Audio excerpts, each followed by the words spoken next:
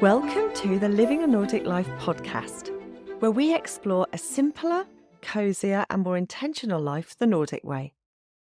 I'm Fiona McKenna, your Nordic living guide and founder of Living a Nordic Life, where I share all things Nordic living and show you that a Nordic life is the way to bring intentional calm and healthy habits into your own life, wherever you are in the world. Are you looking for ways to bring simplicity, coziness and calm into your life? Well, let me show you how. Visit the Living a Nordic Life website to explore how I can help you on your journey to simple, healthy and happy calm, the Nordic way. You can subscribe to the podcast right here. And if you want regular inspirational emails sent with love from Norway and straight to your inbox, don't forget to subscribe to the Living a Nordic Life newsletters. And so now let's dive into our episode. Hello and welcome to this episode, and welcome to Easter, actually. I want to talk to you about how to enjoy Easter like a Norwegian. I love Easter. It's my favourite celebration of the year. I love the fact that there's not that pressure that you get over Christmas. But I love the colours of it and the fact that the days are longer. The evenings are a little bit shorter, and you have that promise of spring and all those lovely things to come. I like the colours of Easter as well. They're pastel colours, aren't they, usually? That's what we think of. Things like daffodils and pastel-coloured eggs. I love all that. For many people in Norway, Easter is fairly low-key, actually. It's much more low-key than you would expect in other places. There's not the level of hype that you get, certainly that I've been used to in England. It's very much a time for relaxing with family and friends and making the most of the new warmer seasons to come. And enjoying a few quiet days when the shops are all closed and very few people are working. Lots of people will have time off, and there are what we call red days where everything is closed apart from emergency services, really. And the schools are closed for about a week. It's not a long holiday, but it's just over that Easter weekend. So it's much quieter and people are very much focused on recreation. The garden centres are stocking up their shelves for the start of spring planting, and everyone is striving to make their outdoor space something to really enjoy for every moment of the summer season. It's a time to get outside, and there's maybe not quite so much ice and not quite so much snow, although I have to say we do have a few more weeks left of it. But it's easier to get to things. We can start to think about maybe bringing some of our pots outside. And we can see grass as well, which is amazing. I love it. And things like the buds on the trees just starting to show through, especially if we get a few days of maybe 5 or 6 degrees centigrade, which is lovely. T-shirt weather for us. Although Norway is often thought of as a Christian country, and officially it is, I believe it's still officially a Christian country, it is in fact very secular. Most of the traditions that are celebrated at Easter time are secular traditions, or certainly very old traditions, things that date back to pagan times, really. And they're enjoyed by people of all denominations and all religions. It's very inclusive. Don't have to be Christian to enjoy Easter. We all love it. Easter's a time of renewal, isn't it? Spring awakening, and that looking forward to warmer days and shorter nights. It's a time that unites us all as we celebrate nature, new beginnings, and we allow ourselves to indulge a little bit. So how do Norwegians celebrate Easter? How can you celebrate Easter like a Norwegian?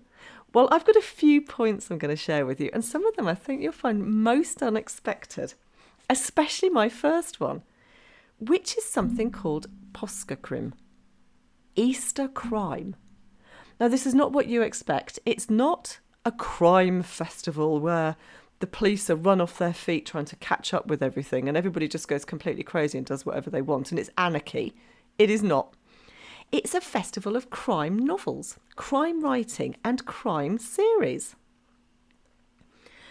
All over the country, there's this fever for it. And it starts actually a little bit before Easter because the bookshops do a big discount for the weeks leading up to Easter. 70%, 80%, even 90%, some of them, off the books. And books here in Norway are not cheap, I have to say. I mean, a novel you can expect to pay $30 for. So to get that amount off is great. We go and stock up for the rest of the year. But it even stretches to children's TV, where there are crime mysteries to be solved and fun problems to work out. And this is the time of year when the very best crime novels are released. I think they must be keeping them for this particular season, for this particular fest of crime novels. And also when the most compelling crime series are released on Norwegian TV. And you might be wondering why. And I think, I'm not sure about this, so don't quote me on this, but this is my take on it. And that is because a lot of people have time off. And I'm going to explain to you what they do in a minute and why you would take a book with you to do this. But it's a time when people have that extra free time, they disconnect from technology and take some time to recharge, and a book is the perfect thing. And a crime book, why not? It's exciting, isn't it? Eat some orange and chocolate. What? Orange and chocolate go together really well, don't they? I know that. I'm from the country that invented Terry's chocolate orange. But here in Norway, chocolate is a firm favourite with everyone at Easter, with the usual Easter eggs. But surprisingly, the combination of chocolate and orange only seems to appear at Easter. There are chocolates flavoured with orange and an exciting array of chocolate and orange recipes to experiment and indulge in. And this links into something else I'm going to talk to you about getting outside. And when we do that here, we usually take with us a hot drink. This is a snack and a treat. A chocolate bar, which is a little bit like a Kit Kat. It's called Quick Lunch. And a tangerine with us, chocolate and the orange. And the start of getting outside season in earnest is Easter. But you don't have to stick to that. You can indulge in something else. And a few years ago, I invented this really fun recipe for success turta, which is a delicious tart, kind of like a tart, I suppose. It's an almond base, crispy almond base, a little bit like a meringue but firm, with a very creamy, rich topping. And it's a standard dessert on the table here for buffets and things like that and celebrations. But I had a little bit of a twist on it. I added some chocolate and orange to mine, and you have to go to my blog and have a look because I've got the recipe there. And it's easy, and I promise you everybody will love it. But it's great for Easter. But you could try maybe something like a chocolate and orange pavlova. Why not? Combine the two and be very Nordic. And while you're there, do not worry about the calories. This is another thing. Easter is the same as Christmas when it comes to calories. You're probably going to overindulge a little bit. We all do, don't we? But we don't need to go on a guilt trip about it. That would not be very Nordic, and it would be very un-Norwegian. Enjoy it, revel in it, and then simply return to your normal healthy diet afterwards. It's easy, isn't it? I know that you're eating really healthily. You've been listening to this. You look at my blog, you know how you have to eat seasonally. Plenty of fruit and vegetables, lots of fish. Eat a Nordic diet. It's great. But it's a shame to spoil this kind of fun time of the year and the end of the cold days of winter and promise of spring by penalising ourselves. Let's not. It's good for our mental health as well to give ourselves a little bit of a treat. All of those delicious fresh raw vegetables, fresh fruits and salads, and all that tempting variety of healthy produce is waiting for us there as summer arrives. And maybe you've started growing it yourself a bit like I have. I've been talking about this a lot in my Facebook group.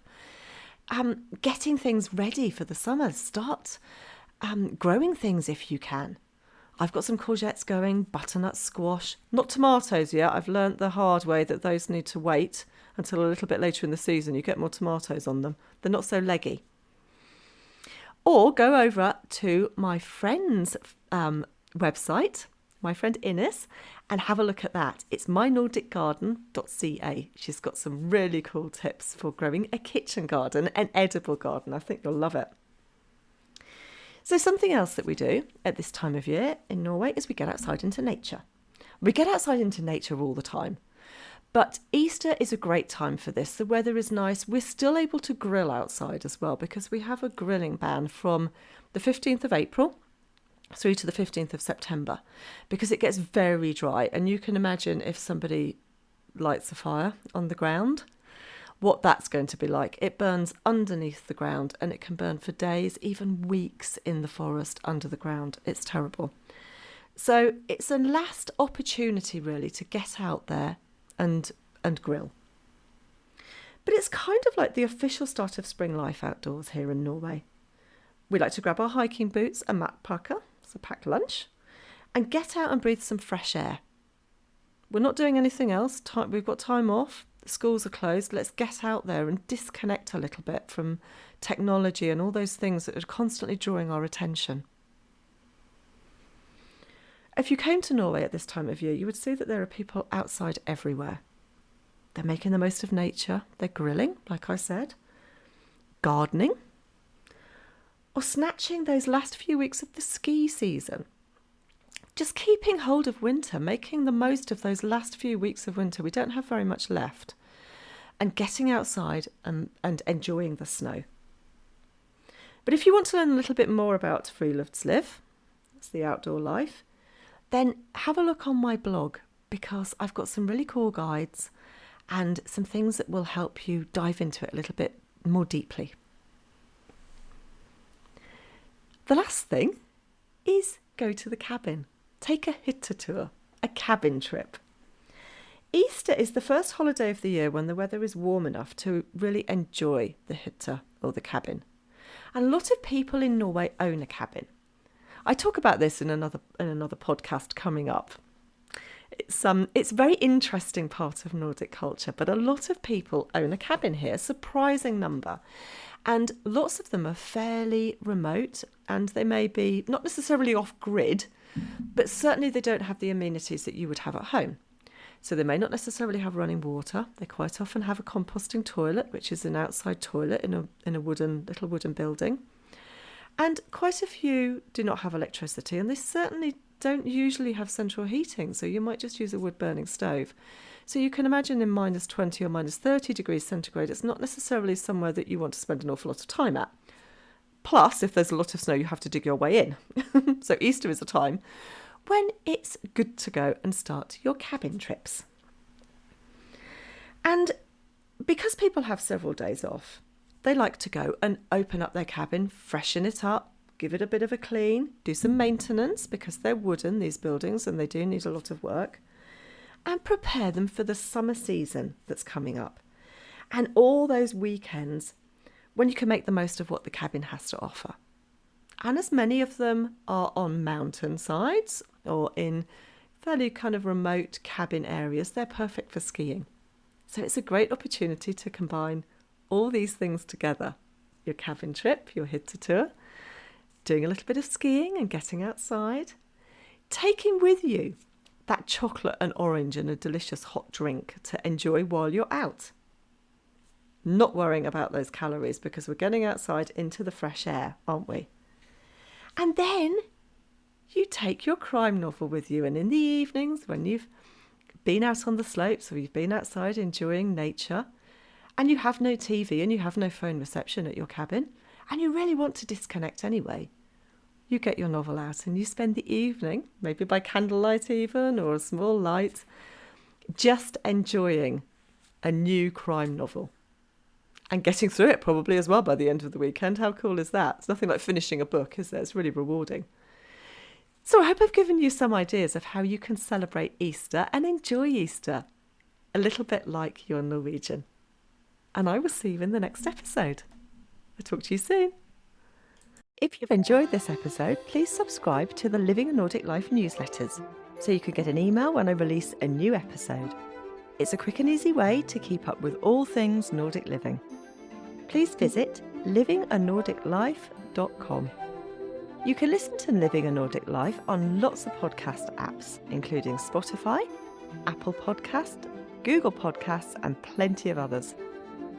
If you've enjoyed the Living a Nordic Life podcast, why not leave me a rating? So that's the end of Living a Nordic Life for today, and I look forward to seeing you next time.